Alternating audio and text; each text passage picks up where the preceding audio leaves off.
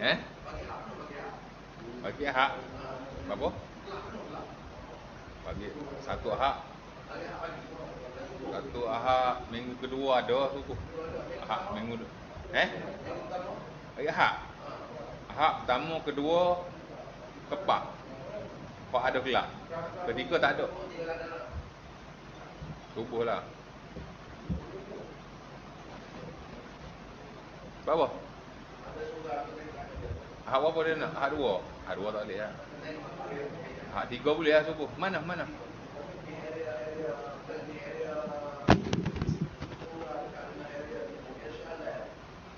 Syaleh section apa? Boleh Syaleh subuh okey lah. Kalau Syaleh subuh okey lah. Dek Syaleh mana? Syaleh Nung lah. Belah mana Oh jauh tu. Kau jauh ada jauh. Ustaz kau Nung lah.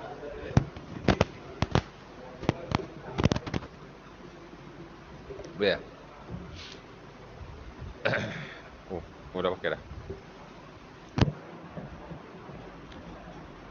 Ngatuk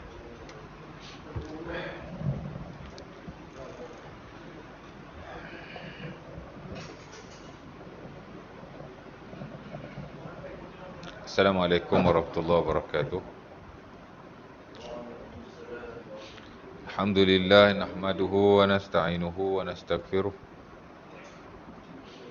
Wa na'udzu billahi min syururi anfusina min sayyiati a'malina. May yahdihillahu fala mudilla lahu may yudlil fala hadiya lahu. Asyhadu an la ilaha illallah wahdahu la syarika lahu wa asyhadu anna Muhammadan 'abduhu wa rasuluh.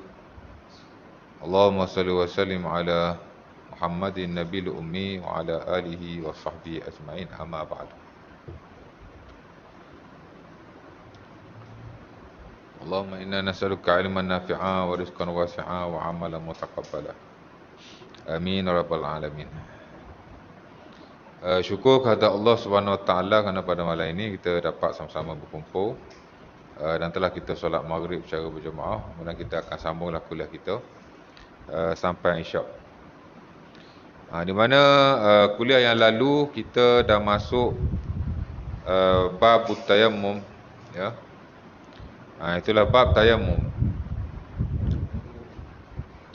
Dan kita dah berkongsi sikit sebanyak tentang idea bersabit dengan tayammum.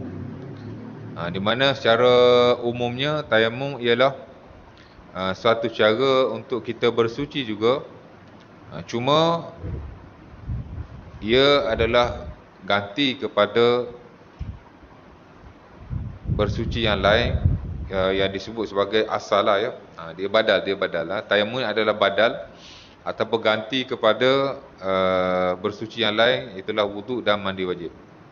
Wuduk merujuk kepada hadas kecil, mandi wajib merujuk kepada hadas besar, ya. Dan saya dah hurai tentang makna tayammum secara bahasa dan istilahnya. Dan saya juga dah sebut tentang pensyariatan tayammum dalam Islam, merujuk kepada ayat-ayat Al-Quran dan juga hadis-hadis Nabi SAW yang paling asas lah, ya. Dalam Quran 2 kali Allah Ta'ala sebut tentang tayammum. Pertama dalam surah Al-Ma'idah ayat ke-6, saya dah baca ayat itu dan kita dah baca banyak kali lah, ya, dalam bab wudu itu. Di mana ujung tu Allah Ta'ala kata falam tajidu ma'an fatayammamu sa'idan tayyiba famsahu biwujuhikum wa aydikum min, ya. Jika kamu tidak ada air maka bertayamumlah. Falam tajidu ma'an fatayammamu, jika kamu tidak ada air ataupun jika kamu tidak mendapati air maka bertayamumlah. Sa'idan tayyiba, debu tanah yang suci ataupun yang baik, ya. Tayyib mana baiklah, suci lah, ya. Famsahu biwujuhikum wa aydikum minhu. Macam mana nak buat? Allah Ta'ala ajar kaifiatnya. Ada ibadah Allah Ta'ala tak ajar kaifiat dalam Quran. In spesifik lah, secara asasnya ada, kan? Tapi berbeza dengan wudu dan tayammum, Allah Ta'ala ajar dalam Quran termasuk kaifiat anggotanya. Allah Ta'ala kata wudu, Allah Ta'ala sebut juga dulu, kita dah belajar.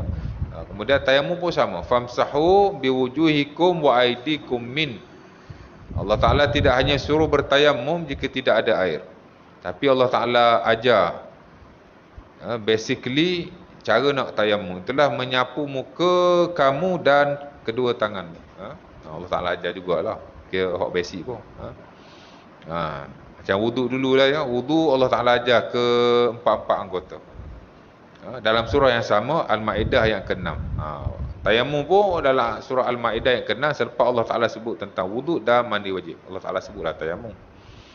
Ada ayat yang lain dalam surah An-Nisa ayat 43, Allah Ta'ala sebut lagi sekali tentang wudu. Tentang tayamum. Jadi dua kali lah Allah Ta'ala sebut. Dan saya dah baca ayat berkenaan pada kuliah yang lalu. Dalam surah An-Nisa pun sama, falam tajidu ma'an fatayammamu juga. Allah Ta'ala sebut ayat yang sama. Perintah yang sama, ayat yang sama dan kafiat yang sama. Secara asas Allah Ta'ala sebut dalam surah An-Nisa ayat 43. Kemudian hadis Nabi lah saya sebut hari itu. Secara detailnya banyaklah hadis-hadis Nabi tentang tayamum ni. Tapi asas pensyariatan tayamum secara umumnya ialah merujuk kepada hadis-hadis asas tayamum, antaranya hadis Jabir yang diriwayatkan dalam Sahih Muslim. Di nama Nabi SAW bersabda, "Utitu khamsan lam yu'tahun ahadun qabli." Aku diberikan 5 perkara yang tidak diberi kepada sesiapa sebelumku. Makna Nabi kata ada 5 perkara, ada riwayat lain yang dalam Sahih Muslim juga ada 6 perkara ya, tapi yang ini 5 perkara. Nabi kata ada 5 perkara aku diberi ataupun diberikan kepadaku dalam keadaan orang lain tak diberi sebelumku. Mana nabi-nabi dulu tak ada benda ni, tak dapat. Ini dipanggil khususiyah Rasulullah SAW dan para sahabatnya dan para umatnya secara umum. Mana khususiyah kita? Kita punya privilege, kelebihan kita lah. Ada 5, Nabi kata tak ada pada orang lain, tak ada pada umat-umat terdahulu. Dan salah satunya Nabi sebut waju'ila liyal ardu masjidan wa tahura. Dijadikan bumi ini sebagai masjid dan suci. Bumi ini dia masjid. Mana kita boleh ibadat? Masjid lah, masjid kan. Apa masjid? Masjid tempat ibadah lah. Mana kata Nabi-Nabi dan umat terdahulu tak ada privilege ni, keistimewaan ni tak ada. Boleh jadi mereka nak semayang kena cari tempat semayang khusus. Dia tak boleh semayang everywhere macam kita. Kita bumi suci. Wa ju'ila lil ardu masjidan wa tahura. Nabi kata dijadikan kepada aku bumi ni adalah masjid dan dia suci. Bumi keseluruhan. Melainkan 2 tempat lah ya. Ada hadis yang lain juga, hadis Jabir dan Sunan Abi Daud. 2 tempat lah ya. Tandah dengan kubur, tak suci. Ini hadis yang am. Ada hadis yang lebih khusus, hadis Abi Daud, hadis Jabir. Dan kita belajar hadis ni bila kita belajar tentang kuburan lah, kuburan. Pasal apa kita tak boleh semayang di kuburan, melainkan semayang jenazah saja. Itu pun kalau ikut yang standard dalam mazhab Hanafi, semayang jenazah pun tak boleh semayang di atas kuburan. Pasal kubur ni dia dikecualikan. Nabi kata dijadikan seluruh bumi suci bagiku, masjid. Tapi hadis Jabir yang lagi satu, ni hadis Jabir juga. Ada hadis Jabir yang lagi satu, hadis Sunan Abi Daud. Nabi kata al-ardu kulluha masajid illa al-maqbarah wal hammam. Bumi ni semua adalah masjid melainkan kubur dan tandas. Sebab tu di kubur tak boleh semayang. Di kubur tak boleh buat ibadah. Baca Quran tu ada khilaf lah, walaupun tidak ada hadis yang sahih yang menunjukkan bahawa Rasulullah SAW membaca Al-Quran di kuburan. Kalau dia satu ibadah yang dilakukan oleh baginda, pasal ramai orang mati zaman Nabi kan. Tapi tak ada riwayat maksud benda tu tidak ada lah. Cuma bila merujuk kepada kaedah ulama ni, hadis dhaif dia boleh diamalkan, maka dia mengharuskan lah kan.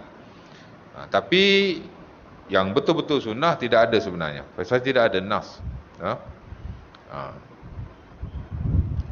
Sementara kubur bukan masjid. Kata Imam Ibn Taimiyah rahimahullah dalam Majmu'ul Fatawa, masjid ialah tempat semayang, tempat baca Quran, tempat zikrullah. Ha, kuburan bukan masjid, mana kuburan bukan tempat-tempat ibadah seumpama itu. Sementara kuburan, kenapa dilarang ibadah? Sadduz zara'i. Nak tutup pintu kesyirikan. Pasal asas-asas kesyirikan mari daripada kuburan.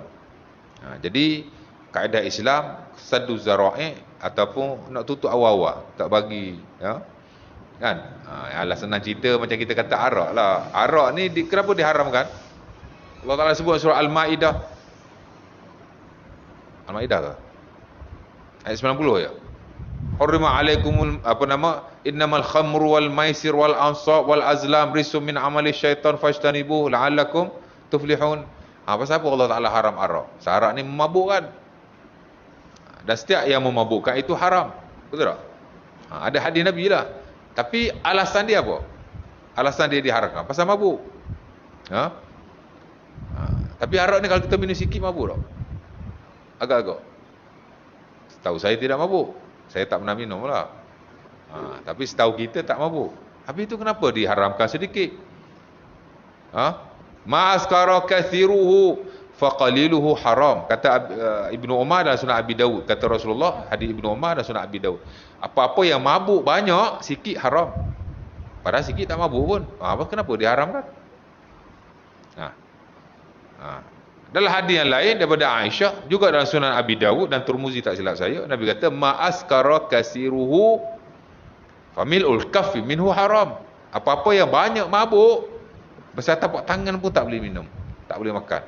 Sikitlah maksudnya. Pasal apa? Diharamkan sedikit. Sedangkan sikit tak ada apa-apa pun. Sebab hak sikit ni akan jadi banyak ni. Betul tak? Dah minum sikit sedap lah. Itu disebut sadduz zara'i. Awal-awal lagi dia tutup pintu itu. Tak benar minum walaupun sikit, walaupun tak mabuk. Kan? Banyak sikit haram berlaku. Banyak tu of course lah haram pasal dia memabukkan. Kullu muskirin khamrun wa kullu khamrin haram. Hadis Muslim Nabi kata setiap yang memabukkan adalah arak dan setiap arak adalah haram. Jadi illah atau alasan arak ni diharamkan kerana mabuk. Betul tak? Tapi kalau sikit tak mabuk, sadduz zara'i lah tu.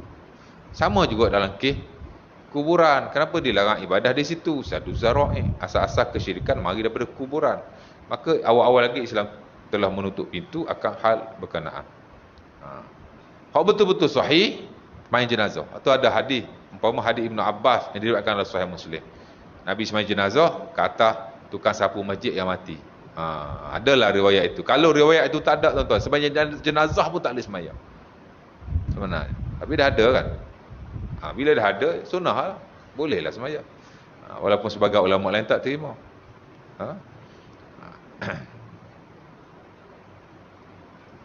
Balik pada yang tadi ya. Jadi bumi secara umumnya keseluruhan adalah suci, melainkan kubur dan tandas tadilah ya. Tandas pun sama, makruh untuk buat ibadah. Walaupun majoriti ulama kata sah, tapi dia makruh kerana dia tempat najis dah seumpama. Tapi nak cerita, semua bumi adalah suci ya.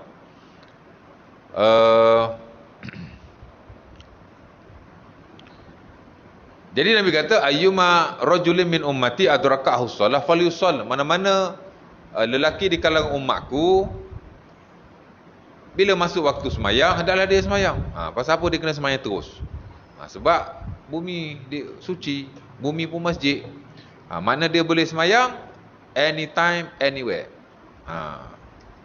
Tak ada air, boleh tayamum. Kan? Jadi macam itulah cerita dia.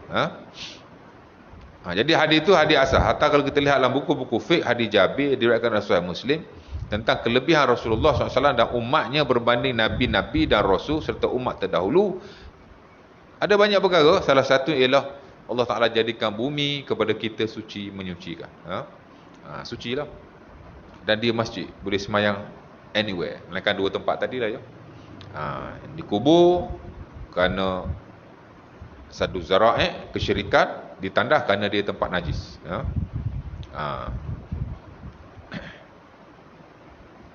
Walaupun ulama khilaf lah ada sudut semayang sah ke tak sah. haram ke tak haram, tapi dilarang. Ya. Alasannya itulah, kubur kerana situ zara'i, tanda kerana dia najis. Tapi the rest, tempat-tempat lain adalah suci sama sekali. Boleh sembahyang. Baik. Malam ni kita nak masuk mana tadi? Tayamum ni dia simple saja. Dia tak rumit sangat. Hatta nota yang saya notakan pun sikit, tidak banyak. Baik, kita go through saja ya. Pertama ialah fardu tayamum. Sebagaimana ibadah-ibadah yang lain ada fardunya, tayamum pun sama. Walaupun dia badal, ada fardunya. Cuma dia tidak banyak lah. Anggota yang disapu pun tidak banyak, hanya 2 saja. Kalau wudu ada 4 anggota. Yang wajib lah ya. Tayamum mesti kurang lagi, 2. Takkan tayamum ganti wudu lebih banyak daripada hak asal, tak mungkin lah. Sebab tayamum ni rukhsah. Sebab tu dalam ayat tayamum ujung tu Allah Ta'ala kata ma yuridullah liyaj'ala alaikum min harash, walakin liyutahhirakum waliyutimma ni'matahu alaikum wala'allakum tashkurun.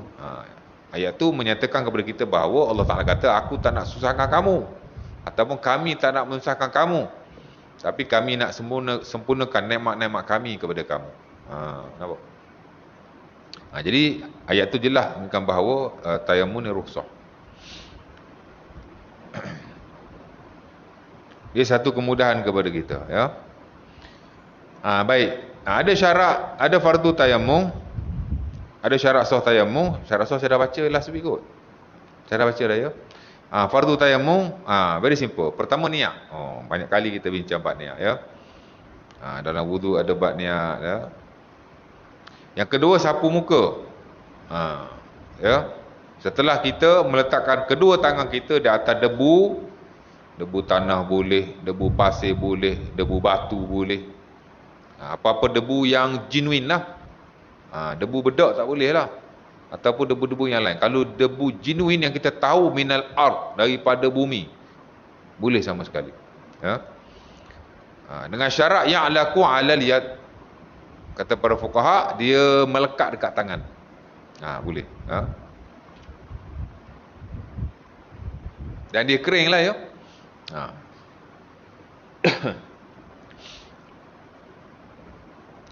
Cuma adalah sebagai ulama kata debu tanah je boleh, debu pasir tak boleh, debu batu tak boleh. Itu yang standard dalam mazhab Syafi'i. Tapi second majoriti ulama membenarkan boleh apa-apa debu. Sementara dia rukhsah. Maka boleh. Hatta ada riwayat Nabi SAW ketika perang Khaybar, dia bertayamum dengan pasir. Debu pasir. Kalau kita hanya nak bertayamum dengan debu tanah, letih lah. Kalau tempat tak ada tanah tu macam mana? Pasir kan. Ataupun orang yang duduk di kawasan berbatuan, macam mana nak tayamum? Jadi ternafi rukhsah itu. Sementara ada riwayat-riwayat yang menyatakan bahawa Rasulullah SAW para sahabat bertayamum dengan rimal. Debu daripada rimal. Rimal ni pasir lah. Baik. Tak apalah, itu dari sudut tanah tak tanah tu, itu khilaf para ulama lah ya.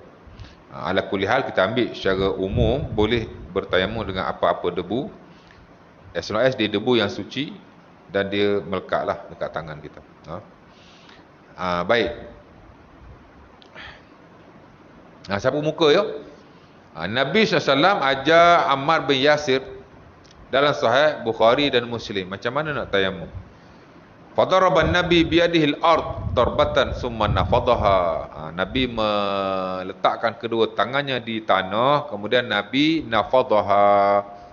Nabi menghentak-hentakkannya, bagi jatuh sikit debu tu lah, tak bagi banyak.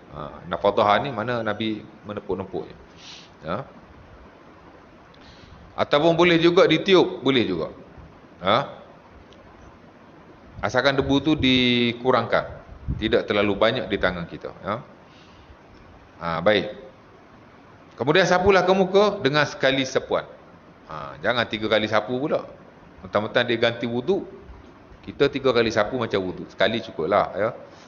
summa masaha summa masaha bihi ma wajhah. Kemudian Nabi menyapu akan wajahnya. Mana sekali lah, bukan 3 kali. Ha? Pasal apa Nabi ajak Ammar bin Yasir? Pasal dia berjunub. Kemudian apa yang dia tahu, kalau tayamum untuk wudu, tayamum macam biasalah, macam Allah Ta'ala ajar. Tapi kalau nak tayamum yang mandi wajib, takkan nak buat macam tu saja. Dia pun berguling atas debu. Macam mandi wajib lah, air kena seluruh badan. Dia pun nak buat macam tu juga. Tamarraqtu fi turabi kama tamarraqat dabbah, katanya. Aku berguling di atas tanah seumpama haiwan berguling. Macam itulah aku buat, nak bagi rata kan. Jadi salahlah dia. Dan bila dia balik, dia beritahu Rasulullah SAW, ajar dia balik. Nabi kata, cukup kau buat macam ni saja. Macam wudu juga kan, macam bertayamum untuk wudu juga. Tak ada beza antara wudu dan mandi wajib. Bila kita bertayamum, sama saja. Jadi sapu muka, sekali sapu saja. Kemudian sapu tangan ke siku atau tangan ke pergelangan. Sebagian ulama kata memadai dengan sapu sampai pergelangan tangan saja. Itu kita boleh, bila kita tepuk atas tangan, kita sapu muka. Kita boleh tepuk lagi sekali, sapu tangan. Ataupun kita boleh guna tepukan hok muka tadi terus menyapu tangan. Dua-dua boleh.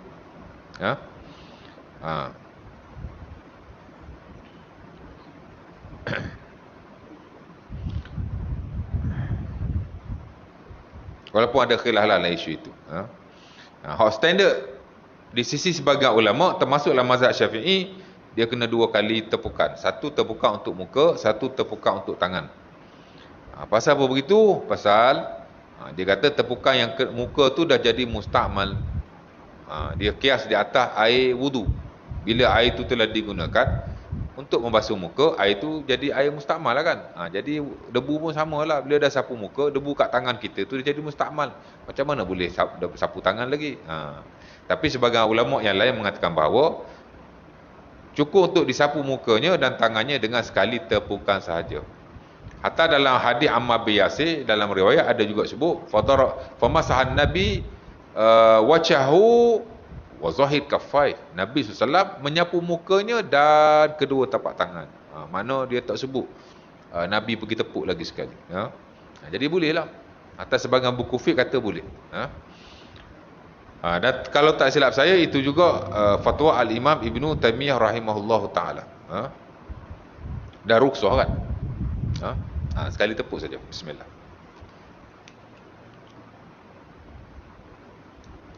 Dan sebahagian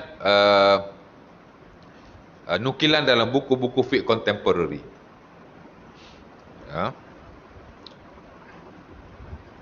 Kalau kita baca lah ya. Ada juga mereka yang pilih sekali tepukan saja. Tak apalah. Yang nak pilih sekali tepukan, go for it lah. Yang nak pilih 2 kali tepukan, go for it lah. Kan? Tak ada isu sama sekali. Baik. Sama juga dari sudut, adakah nak sapu ke pergelangan tangan atau nak sapu ke siku. Tidak ada kesepakatan di sisi para ulama. Kerana ada hadis Nabi SAW sapu muka tangan sampai ke siku.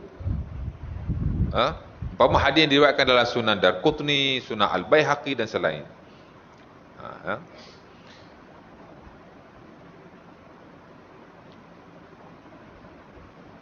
Sebab itu ulama kata boleh sampai ke siku ya.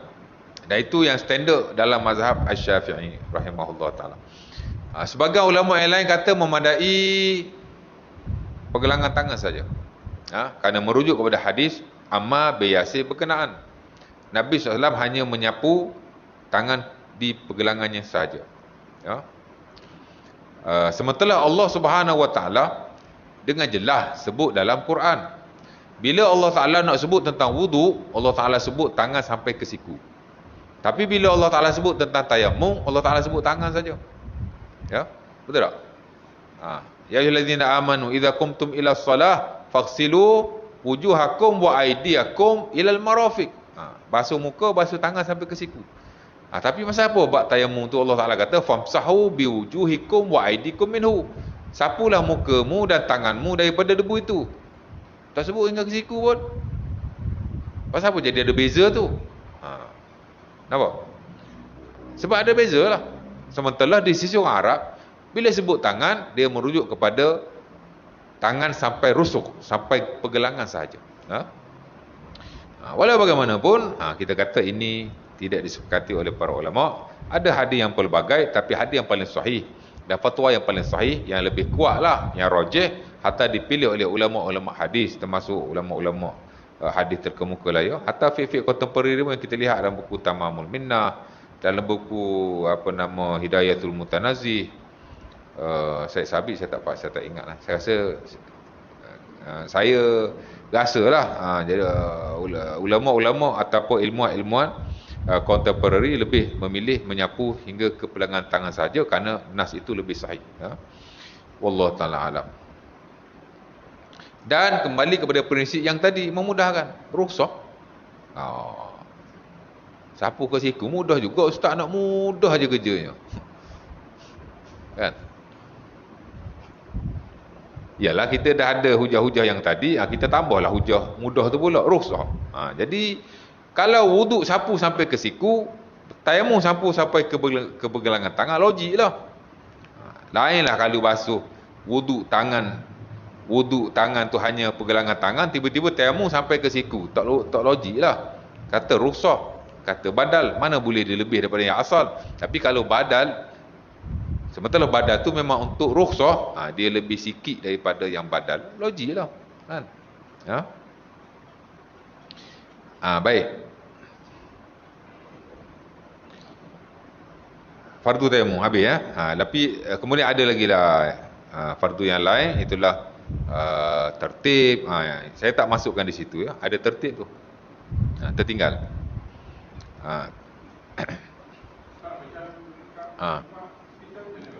Jap. Saya dah terang hari tu, tapi dah pun nanti saya sentuh bab tu. Jadi fardu yang keempat selepas niat, sapu muka, sapu tangan hingga ke siku atau ke pergelangan tangan, tertib. Ini pun sama di sisi majoriti lah, walaupun tidaklah keseluruhan. Sama macam wudu juga. Kita jangan ingat tertib ni adalah suatu rukun bagi seluruh para ulama atau ijma'. Sebenarnya sebagai ulama, tertib tidak diwajibkan. Umpama yang standard dalam mazhab Maliki, tertib tak wajib. Hatta wudu pun. Sama juga, kerana apa? Kerana sebagian sahabat Nabi tak melihat tertib tu wajib. Dari sudut pendapat mereka lah. Tapi kalau mereka wudu teratur juga. Cuma ada sudut pendapat. Jadi kembali kepada tayamum, sama juga. Sebagian ulama kata wajib, termasuk dalam rukun, dan sebagian tidak memasukkannya. Tapi saya kira majoriti mewajibkan tertib. Kerana Allah Subhanahu Wa Taala sebut muka dulu baru tangan. Nabi pun tak ada riwayat Nabi tayamum tunggang terbalik, tak ada. Macam wuduk jugalah ya. Tapi hak kata tak wajib itu adalah alasan-alasannya. Walau bagaimanapun majoriti kata wajib. Jadi kita memanglah biasa kita tertib ni kita buatlah ya, macam wuduk juga. Baik. Kemudian ada juga ulama kata mualat. Mualat pun samalah konteks wuduk juga. Ulama yang kata mualat dalam wuduk wajib, dia akan kata dalam tayamum pun wajib. Ulama yang kata mualat dalam wuduk tak wajib, mualat dalam tayamum pun dia kata tak wajib. Kerana mualat dalam tayamum ni dia qiyas mualat kat atas wuduk, sama saja. Dan saya dah hurai hari itu panjang lebar dari sudut pendapat para ulama dan dalil-dalilnya, kenapa mualat itu wajib ataupun kenapa ulama kata mualat itu tak wajib. Saya dah baca dulu hadis Khalid bin Ma'dan, saya baca hadis Ibnu Umar yang diriwayatkan oleh Sahih Bukhari. Baik, dan Imam Syafi'i pun dalam hal mualat ni ada dua pendapat. Pendapat lama dia kata wajib, selaras dengan pendapat Al-Imam Ahmad rahimahullah. Pendapat baru dia kata tak wajib. Sama jugalah ya, walaupun kita kadang-kadang kita kata mualat tak wajib pun. Contohlah ya, tapi biasanya kita wuduk secara sekaligus. Kita tak buat separuh-separuh lah ya. Kalau kita buat pun mungkin kaki, mungkin kita nak basuh di surau, di masjid atau seumpamanya. Tapi kalau mandi wajib, saya rasa tak berlaku mualat tu. Tak berlaku orang tidak mualat. Tak ada orang mandi separuh, lagi sejam mandi separuh, tak ada lah ya. Dan tayamum pun saya kira mualat tak berlaku sangat. Mungkin wuduk tu boleh berlaku kerana ia boleh dilakukan sedemikian. Tapi untuk mandi wajib dan tayamum saya kira tak berlaku. Wallahu taala alam. Walau bagaimanapun, yang standard dalam mazhab Hambali mualaf itu wajib. Adapun yang standard dalam mazhab Syafi'i mualaf itu tidak wajib. Walau bagaimanapun kita amalkanlah mualaf ini, ya. Baik. Perkara yang membatalkan tayamum. Nanti sampai situ ada saya notang apa? Kau tak ada. Tak apa, nanti saya sentuh sikit. Membatalkan tayamum pun sama saja. Very easy. Pertama, perkara yang membatalkan wudu. Kata Imam Ibnu Qudamah, yubtil at-tayammum bikulli ma yabtulu at-tayammum bikulli ma yabtulul wudu. Wa yazidu bi ru'yati al-ma' al-maqdur ala isti'malih. Ya, kata Imam Ibnu Qudamah dalam Al-Mughni, batal tayammum dengan apa-apa yang membatalkan wudu. Ya. Kemudian satu lagi dia kata bila kita melihat air ataupun kita mampu menggunakan air. Sebab selain daripada kita tak ada air, kita juga bertayamum kerana keuzuran, tak boleh guna air. Tapi once kita dah boleh guna air, batallah tayamum. Sama juga kita berwuduk kerana tidak ada air. Once ada air, batallah tayamum kita. Tak payah tunggu kentut lah. Tak payah tunggu kencing lah. Kalau kencing, of course lah batal. Pasal wuduk batal kan. Tapi kalau kita tak kencing, tak kentut, tak buat perkara yang batalkan wuduk, tiba-tiba ada air, ataupun tiba-tiba dah boleh guna air dah, maka tayamum terus terbatal. Ya? Dan kita kena ambil wuduk macam biasa. Ya? Dan ini jelas sekali umpama dalam Sunan Abi Dawud lah antaranya, hadis Abu Zar, hadis yang kita kira antara yang masyhur juga dalam bab tayamum, di mana Nabi bersabda kepadanya, inna sa'id at-tayyib tuhurul muslim. Tuhur ke tahur? Inna sa'id at-tayyib tuhurul muslim ataupun tahurul muslim. Fa illam yajidil ma' 10 sinin fa idza wajadal ma' falyamus basharatahu fa inna zalika khair. Nabi kata debu yang suci ni boleh jadi alat bersuci walaupun 10 tahun lamanya. Maknanya kalau tak ada air ataupun kita tak boleh guna air, lama mana pun tak kisah, boleh tayamum. Nabi kata cuma kalau ada air ataupun kalau kita dah boleh guna air, maka kena buat macam biasa lah. Dan itu ada kebaikannya, kata Rasulullah SAW. Jadi ada air tak boleh tayamum. Hilang keuzuran juga tak boleh tayamum. Melainkan kalau air ada. Kadang-kadang bukan tak ada air. Air ada, kita nak guna untuk benda lain. Mungkin zaman sekarang tak berlaku sangat lah, tapi zaman dulu berlaku. Di mana orang Arab bila dia musafir, dia bawa air. Tapi air dia cukup-cukup untuk tayamum saja. Cukup-cukup untuk minum saja. Macam dulu kita belajar kan, dalam bab air mula-mula dulu 2 tahun lepas, yang saya baca hadis Abi Hurairah, yang mana sahabat tanya Nabi, ya Rasulullah, inna natabul bahra wa nahmil ma'ana qalil minal ma' afa natawadda bima'il bahri. Hadis Abi Daud itulah. Sama juga dalam konteks yang sama. Sahabat dia bermusafir, dia bawa air sikit tapi naik kapal. Dia kata, kalau kami minum habislah air. Macam mana ni? Kalau kami wuduk habislah air. Boleh tak kami wuduk dengan air laut? Dia kata boleh lah. Al-ma'u huwa tahuru ma'uhu al-hillu maitatuhu. Nabi kata boleh lah. Jadi samalah konteks ni pun. Bila dia bermusafir, dia bawa air yang sikit. Kalau kat laut, okey lah, ada air laut, Nabi dah ajar boleh. Tapi kalau di daratan, macam mana nak buat? Tayamum lah. Lepas tu Nabi kata, tak ada air 10 tahun pun tak apa, tak boleh guna air 10 tahun pun tak apa. Ya? Kerana dia adalah alat yang bersuci, seumpama yang lain-lain juga. Seumpama air orang buat wuduk dan mandi wajib, sama saja Nabi kata. Fa illam yajidil ma' 10 sinin, walaupun dia tak jumpa air 10 tahun lama. Jadi hatta Imam Ibnu Muzir disebut dalam buku ijma' dia, dia kata telah ijma' lah bahawa seseorang itu bila dia bawa air yang sedikit, yang mana kalau dia berwuduk air dia akan habis, dia akan boleh matilah, tak ada air kan. Macam mana dia kata tu kod Arab dia? Saya tak ingat mula-mula tu. Ujung tu dia kata ayub qima'ahu wa tayammam. Dia kata telah ijma' lah siapa-siapa yang bawa air tapi tak cukup untuk dia berwuduk, dia tinggalkan airnya, mana dia jangan gunalah air itu, kemudian dia bertayamum. Dia sebut macam tu, ya. Jadi telah ijma' lah ya. Walaupun air ada, tapi kalau nak guna untuk benda lain atau seumpamanya, dia boleh bertayamum. Kerana itu adalah dikira sebagai keunzuran. Keunzuran. Dalam konteks yang samalah kita duduk hospital. Bukan tak ada air, ada air. Tapi condition kita tu nak bergerak tak boleh. Orang nak bantu pun tak ada. Tayamum lah. Kan? Macam mana tayamum? Standby lah debu tayamum. Ada jual kan? Beli bawa lagi.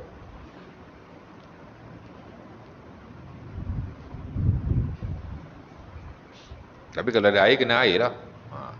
Air mineral ada atas meja. Saya ingat saya pergi kursus dengan Jakim dulu. Di Shah Alam, dekat golf tu. Satu hari tau.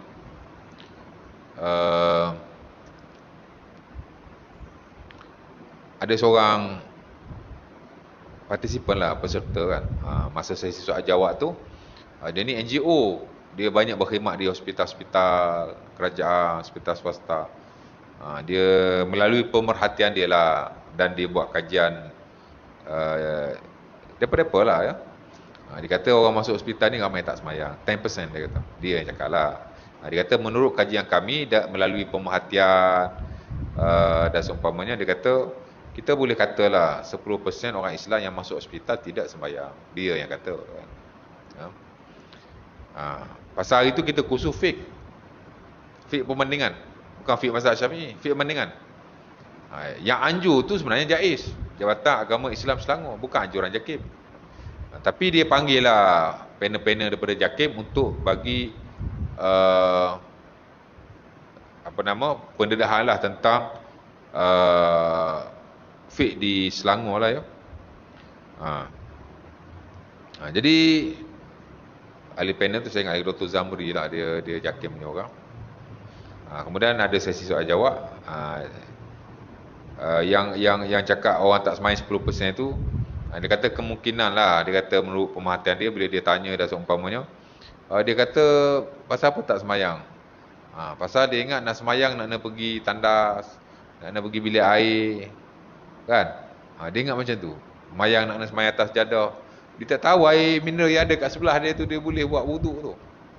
Dan dia tak tahu dia boleh solat ikut situasi dia di atas tilam dia tu je. Dia tak tahu kan. Dia ingat nak semayang ni kena perfect, kena macam semayang kita semayang. Itu antara alasan sebahagian lah. Kan, hok malah tu memang malah lah. Tapi kalau hok benar-benar sakit tu kita tak nafikan lah. Tapi semayang pun kena semayang juga ya tak. Hatta kalau kita semayang tak ada wuduk pun tak apa, dalam setengah-setengah keadaan, some circumstances boleh semayang. Semayang saja. Tapi janganlah kita boleh ambil wuduk dah seumpama kita semayang ikut dannya, tak boleh lah. Kan? Dan keadaan yang teramat susah untuk dia berwuduk dengan air, hatta untuk bertayamum, dia semayang saja setakat yang dia mampu. Walaupun di atas tilamnya, walaupun tanpa menyentuh sebarang air ataupun menyapu sebarang debu. Very easy. Tapi tak semayang. Oh, isyak dah weh. Kemudian sambungan dia saya nak habiskan malam ni sikit lagi. Jika ada air selepas solat dilakukan, maka tidak wajib ulang solat. Ada hadisnya, hadis Abu Sa'id antaranya, yang diriwayatkan oleh Sunan Abi Daud. Maknanya bila kita semayang, dah habis semayang, tiba-tiba kita dah boleh guna air, ataupun air itu sudah ada, maka tak wajib diulangi ya. Walaupun sebagai ulama menggalakkan diulangi, dan segelintir juga mewajibkan, tapi yang paling kuat, yang paling dipilih atas standard saya kira dalam di sisi majoriti para ulama, termasuk standard dalam mazhab Syafi'i juga, tak payah ulang. Kalau kita dah habis semayang, saya ulang. Ada sahabat Nabi tu, kata Abu Sa'id, dia semayang dengan tayamum. Habis semayang, nampak air. Waktu tak habis lagi. Kan? Assalamualaikum, Assalamualaikum. Lepas tu, ada air. Jadi dua orang ni kata, aku nak semayang. Orang ni kata, aku tak nak semayang. Pasal dah semayang kan? Seorang semayang, seorang tak semayang. Balik mengadu kat Rasulullah. Rasulullah berkata kepadanya, Al-za'atka solatuka. Nabi kata kepada orang yang tak nak solat, Nabi kata okey dah, sebab kau dah semayang.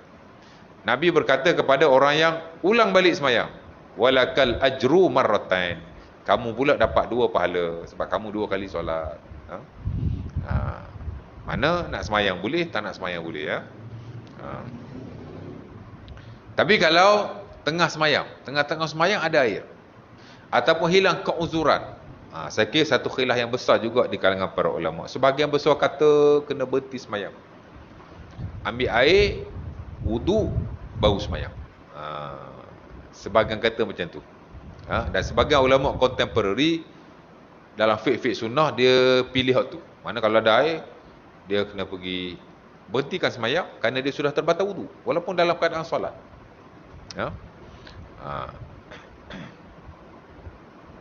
Itu juga pendapat yang difatwakan dalam buku Al-Muhalla Al-Imam Ibn Hazal Al-Andalusi. Sebagai yang lain pula kata kalau tengah semayang, pasal apa dia kata kena berhenti tu? Pasal dia dah batal, dah ada air dah. Satu lagi dia guna hadis Abu Zar yang saya baca tadi.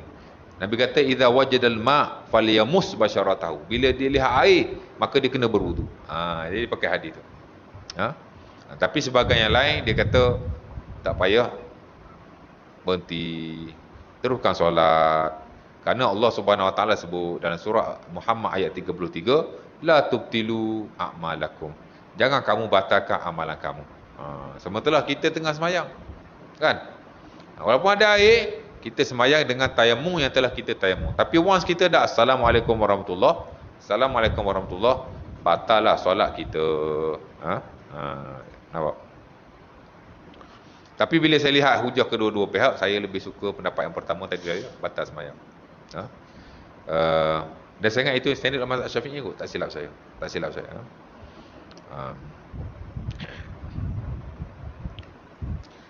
Adapun jika melihat air ketika solat tidak wajib berhenti, dah sebut tadi. Tayamum tidak mengangkat hadas secara mutlak. Dia menggantikan tapi tidak mengangkat hadas. That mean selepas kita ada air, wudu kita terbatal. Dan kalau kita ada junub, kita mesti mandi wajib. Dia tidak menggantikan. Dia cuma dipanggil apa? Bukan dia tidak menggantikan. Dia menggantikan tapi dia tidak mengangkat hadas. Itu betul. Tapi ada khilaf lagi lah. Ada ulama kata dia mengangkat hadas, cuma bertempo sehingga ada air. Ada ulama kata dia tidak mengangkat hadas sama sekali. Cuma bila dia bertayamum, dia mengingatkan hadas dia tu. Orang yang bertayamum boleh jadi imam. Amr bin Al-As dalam Sunan Abi Daud ke? Kerana Sahih Bukhari. Sama juga. Dia berjunub, dia tayamum, dia jadi imam. Dia tak nak mandi. Pasal apa? Dia takut mati. Ada cerita dia tu ya. Orang yang tiada air atau debu boleh solat semampunya tanpa wajib diulang solatnya. Allah Ta'ala sebut, la yukallifullahu nafsan illa wus'aha. Surah Al-Baqarah ayat 286. Allah Ta'ala sebut, macam mana tu? Ittaqullah mastata'tum. Surah At-Taghabun ayat 16. Itu ayat simple-simple tu. Tapi dia ayat yang paling penting dalam fiqh, dalam hak ehwal rukhsah. Allah Ta'ala kata bertakwalah kepada Allah setakat yang kamu mampu. Dan itu yang kita mampu kan. Buat setakat yang kita mampu. Habislah ya. Abang tanya apa tadi? Jawab yang tu je lah waktu kita semayang. Apa tadi? Pasal ni pasal apa, sakit Abang? Nak tanya apa tadi pasal sakit? Nak tanya apa tadi? Tak, abang nak tanya tadi. Nak tanya apa? Ada nak tanya tadi kan? Ke dah terjawab dah? Oh, ingat nak tanya pasal kat hospital yang patah ke apa. Bismillah. Kalau patah tu saya dah sebut tu, bukan patah, tak semestinya patah lah, patah ke luka tu. Saya dah sebut minggu lepas. Ataupun kita tak boleh kena air, saya dah sebut minggu lepas. Ada 3 pendapat ulama lah ya. Pertama, tempat yang tak boleh kena air gugur. Yasqutu al-adwu li'uzrin. Gugurlah anggota yang ada keuzuran. Sama ada luka al-jarahah, sama ada sakit al-marad, sama ada masalah kulit. Tak ada masalah. As long as dia tak boleh kena air. Gugur. Dan ini yang distandardkan dalam mazhab Az-Zahiri. Pasal Allah Ta'ala kata ittaqullah mastata'tum la yukallifullahu nafsan illa wus'aha. Sementara hadis-hadis dalam hal ni tidak ada yang sahih. Kalau ada sahih pun ada ulama kata sahih, ada ulama kata tak sahih. Pasal anggota yang problem ni kita nak buat macam mana? Ada hadis tak? Tidak ada hadis. Maka kembali pada yang asal. Beramal setakat kita mampu. Seumpama orang telah terpotong tangannya, macam mana nak sapu? Macam itulah keadaannya. Dikiaskan. Ya. Sebagai ulama kata sapu saja. Kalau dia boleh sapu. Sapu. Contoh, tangan dia ada luka. Sama ada dia dibalut ataupun kalau balut dia kena sapu atas balutan tu lah. Tapi kalau dia tak balut, luka dia tu boleh kena air, dia boleh sapu. Tapi kalau tak boleh kena air, dia jangan sapu. Dia buat lagi satu, tayamum. Tapi masih kena sapu kalau dia boleh sapu. Hak tadi tak payah sapu langsung. Hak ni sapu saja. Kalau dia boleh sapu lah. Kalau dia tak boleh sapu, tak payah sapu. Tapi dia kena satu lagi, tayamum. Itu yang kedua. Yang ketiga, dia kena gabung dua. Dia kena, umpama kata Imam Nawawi rahimahullah taala dalam Al-Majmu', dia kata labisul jabirah yaf'al salah satu asya'. Orang yang pakai jabirah, orang yang pakai belat atau orang yang dibalut anggota yang dia sakit tu, dia kena buat 3 benda. Pertama, yaksil as-sahih. Dia kena wudu atau mandi wajib yang okey. Itu kena buat. Yang kedua, yamsah alaiha. Hak mana hak dia sakit tu dia sapu. Kalau dia boleh sapu lah. Kalau dia balut, of course lah dia boleh sapu. Tapi kalau luka boleh sapu, tak boleh sapu, tak boleh sapu. Tapi yang ketiga, ya tayammum. Dia kena tayammum. Nampak? Pasal apa? Pasal ada hadis yang diriwayatkan dalam Sunan Abi Daud daripada Jabir. Bukan Abi Daud sajalah ya, ada dalam sunan yang lain. Ada hadis tu saya dah baca last week. Di mana ada sahabat Nabi ni dia pecah kepala. Dia mandi, dia mati. Nabi kata, kenapa macam tu? Sedangkan dia boleh sekadar balut yang dia sakit tu, kemudian dia bertayamum. Adalah hadis tu. Jadi, tapi masalah hadis ni dia ada ulama kata tak sahih lah ya. Ada ulama kata hasan. Jadi perbahasan hadis, dan itu antara satu-satunya hadis lah setahu saya. Ataupun tak banyaklah hadis lain isu ni. Dan hadis Jabir itulah yang banyak diguna pakai atau dalam buku-buku fiqh nak menyatakan bahawa kena gabunglah antara tayamum dan wudu atau mandi wajib. Sebagian ulama memang dia tak terima. Dia kata tidak ada hadis. Hadis ada tak sahih. Tapi hadis Jabir ni walaupun dia ada problem pada asalnya, ada sudut sanad. Tapi kerana dia disokong oleh beberapa asar yang lain. Macam Ibnu Abbas, diriwayatkan dalam Sunan Al-Baihaqi. Kalau orang yang ada masalah anggota, dia pun suruh buat benda yang sama. Itulah yatayammam, yatawadda', kemudian yatayammam. Wa yamsah ala al-jaraha. Itulah dia berwuduk, kemudian dia bertayamum, dia berwuduk, dia sapu sahaja di atas anggota yang sakit itu, kemudian dia bertayamum. Dia dicampur-campur. Jadi pendapat itu lebih kuat. Sebab tu kalau kita lihat ada Tamamul Minnah Al-Azazi, dia pilih pendapat itu. Dia kata itu yang lebih kuat lah. Wallahu ta'ala alam.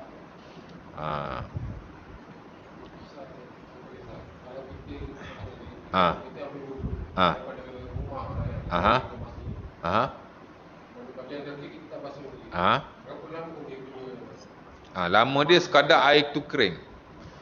Kita tak boleh jangka dengan minit atau jam. Dulu mana ada jam. Agak-agak kalau air tu kering kat badan kita berapa minit? Maybe 5 to 10 minutes. Lebih kurang tu lah.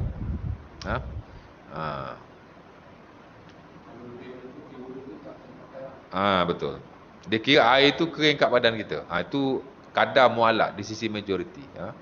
Walaupun ada juga kata mualak ni as long as kita putuskan wuduk kita dengan benda lain. Kita tengah wuduk dah basuh tangan atau basuh sapu kepala, kita buat kerja lain walaupun seminit, tapi dah terputus dengan pekerjaan yang lain, sudah dianggap putus mualak. Sebab mualak ni dikira kita wuduk atau kita melakukan suatu perbuatan secara serentak, secara teratur, habiskan. Itu kalau kita selang-seli dengan perbuatan yang lain, sudah dianggap terputus mualak. Sementara itu mana kata atau ada setengah ulama kata kering air di badan, yajiful ma' ala al-udwi, mana air tu dia kering kat anggota, dia kena putus mualak tu. Dia itu standard dalam mazhab Syafi'i dan ulama-ulama yang lain lah. Bila kita rujuk kadar mualak ni tu hak banyak diguna pakai air kering pada badan, dia kira putus mualak lah. Ha? Ha. Jadi sebaik-baiknya kita wuduk teruslah. Kalau nak kira air kering kat badan pun, kadang-kadang ambil masa lama juga kan. Sedangkan kita dah buat benda macam-macam. Jadi seolah-olah macam dah terputus molek tu.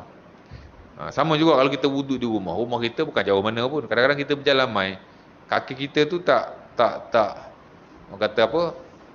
Tak kering lagi pun.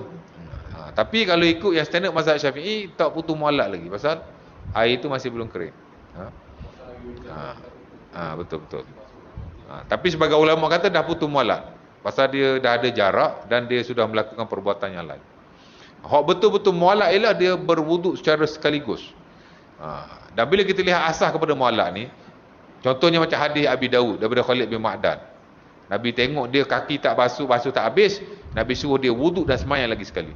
Kalau nak dikirakan daripada waktu dia wuduk dengan waktu dia semayang, bukannya masa yang panjang pun. Kan? Sebab itu sebagai ulama kata yang kata air tak kering pada badan tu tak relevan juga. Jadi macam itulah cerita dia.